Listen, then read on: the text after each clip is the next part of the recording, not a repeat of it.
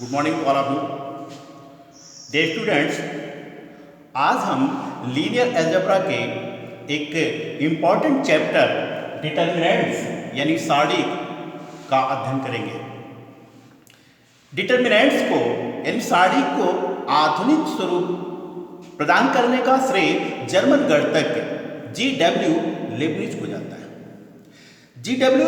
Leibniz ने रेखीय समीकरणों को हल करते समय उनके गुणांकों के मध्य काफी रोचक संबंध प्राप्त किए और इन संबंधों को उन्होंने सारणिक के रूप में व्यवस्थित किया। अब आइए हम किस प्रकार से सारणिक के रूप में किसी रेखीय समीकरण के गुणांकों को व्यवस्थित कर सकते हैं उसे समझने का प्रयास करते हैं। मान लीजिए दो चरों का एक रैखिक समीकरण लेते हैं a1x plus b1y is equal to c1, a2x plus b2y is equal to c2। अब हम विलोपन के जरिए क्रमशः y और x के विलोपन के जरिए x और y के मान प्राप्त करते हैं। ध्यान दीजिए, क्रमशः y और x के विलोपन के जरिए हम x और y के ये मान प्राप्त करते हैं x is equal to c1 b2 minus c2 b1 upon a1 b2 minus a2 b1 and y is equal to a1 c2 minus a2 c1 upon a1 b2 minus a2 b1। विलोपन के जरिए x और y के ये मान प्राप्त करना आसान है। आप लोगों ने पिछली कक्षाओं में दो चरों के रैखिक समीकरण हल किए हैं विलोपन विधि से, तो ये मान विलोपन विधि के जरिए प्राप्त करना काफी आसान है। अब जरा सा गौर से हम देखेंगे तो हम पाते हैं कि x और y दोनों के ही मान परिमेय हैं और दोनों में जो हर है a1 b2 minus a2 b1 a1 b2 minus a2 b1 है, यानी x और y दोनों के ही मानों में हर समान है। अब जरा सा हम देखें कि a1 b2 minus a2 b1 क्या है। वास्तव में प्रथम समीकरण में x का गुणांक a1 और द्वितीय समीकरण में y का गुणांक b2, a1 b2 इन दोनों का गुणनफल है। इसी प्रकार से प्रथम समीकरण में y का गुणांक b1 और द्वितीय समीकरण में x का गुणांक a2 जो b1 a2 है कि ये इन दोनों का गुणनफल है। अतः जो x और y दोनों ही मानों में जो हर है वो x और y के गुणांकों के गुणनफल का अंतर है, यानी a1 b2 minus a2 b1 क्या है, x और y के गुणांकों के गुणनफल का अंतर है। अब जरा सा हम इसको इस तीर के माध्यम से समझते हैं। ये प्रथम समीकरण a1 b2 minus b1 a2। अब a1x plus b1y is equal to c1, a2x plus b2y is equal to c2।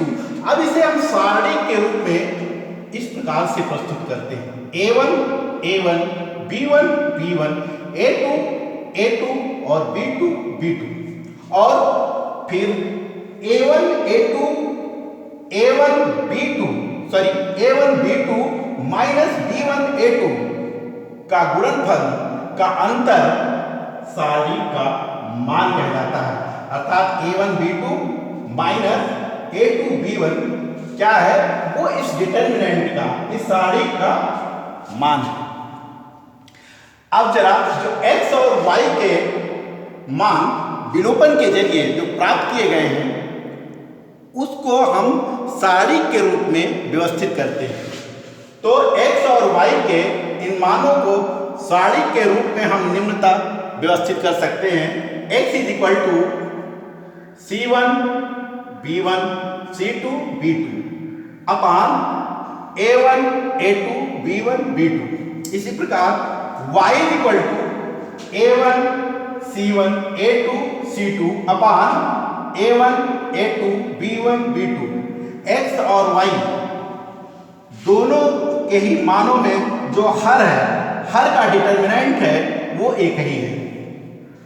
अब x और y के इन मानों को डिटर्मिनेंट के रूप में हमने किस प्रकार से व्यवस्थित किया है, जरा देखें।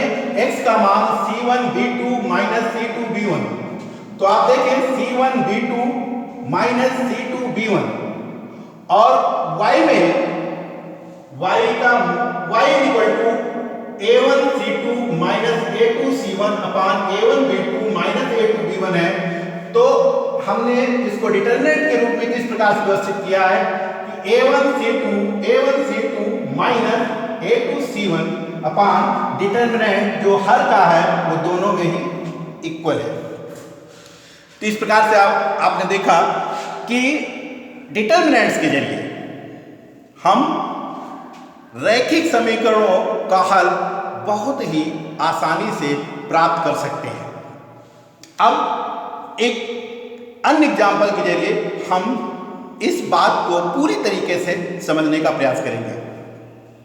मान लीजिए एक एग्जाम्पल लेते हैं, 2x plus 3y is equal to 13, 4x plus 2y is equal to 14। ये दो चरों का एक रैखिक समीकरण है। यहाँ a1 is equal to 2, b1 is equal to 3, c1 is equal to 13, यानी a1 is equal to 2, b1 is equal to 3, c1 is equal to 13। इसी प्रकार से a2 is equal to 4, b2 is equal to 2 and c2 is equal to 14। अब determinants की सहायता से हम इस मान को प्राप्त करने की कोशिश करते हैं। देखें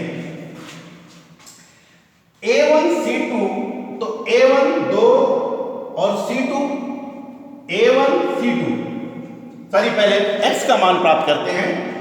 c1 b2, तो c1 13 और b2 2, तो 13 2 या 26 माइनस c2 b1, तो c2 14 और b1 13, तो 14 3 जा 42 अपान a1 b2 यानी a1 b2 2 2 जा 4 माइनस a2 b1 यानी a2 4 और b1 3 4 3 जा 12, so 26 minus 42 minus 16 4 minus 12 minus 8। तो इस प्रकार से x की वैल्यू हम 2 x की वैल्यू 2 प्राप्त करते हैं। अब y का मान देखते हैं, a1 और c2 का गुणनफल, तो a1 और c2 14 2 जा 28 माइनस a2 c1, तो 13 4 जा 52, 18 माइनस 52, और डिटर्मिनेंट के जो हर हैं वो दोनों में इक्वल हैं, 4 माइनस 12 और 4 माइनस 12। अब देखें 18 माइनस 52 माइनस 24 और 4 माइनस 12 माइनस 8, तो हमें y की वैल्यू 3 प्राप्त हो जाती है। और जो x और y के ये जो मान हमने प्राप्त किए हैं इसको समीकरण में रख करके हम देख सकते हैं कि ये मान समीकरण को संतुष्ट करते हैं। तो बहुत ही आसानी से हम x और y के मान प्राप्त कर सकते हैं। ये दो चरों के रैखिक समीकरण का डिटर्मिनेंट के द्वारा हल था। इसी प्रकार से हम तीन चरों के रैखिक समीकरण का डिटर्मिनेंट्स के द्वारा सारणी के जरिए हल प्राप्त कर सकते हैं। अब जो दो चरों के रैखिक समीकरण से हमें जो डिटर्मिनेंट्स प्राप्त होता है वो द्वितीय कोटि का सारणी कहलाता है। उसमें दो पंक्तियां होती हैं, 1 2 और 2 स्तंभ होते हैं।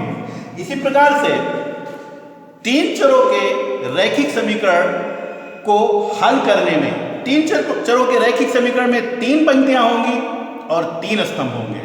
जो सारणिक होता है वो वर्गाकार होता है, मतलब जितनी ही पंक्तियां होती हैं उतने ही स्तंभ होते हैं।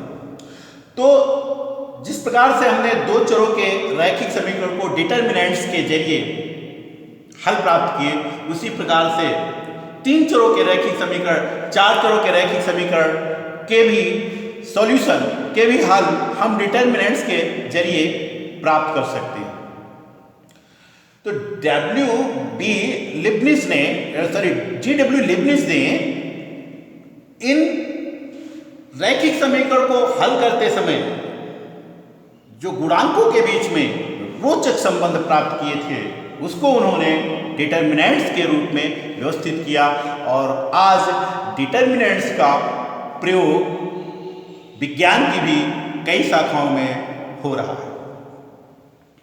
ओके, आज इतना ही। कल हम इसके आगे चर्चा करेंगे।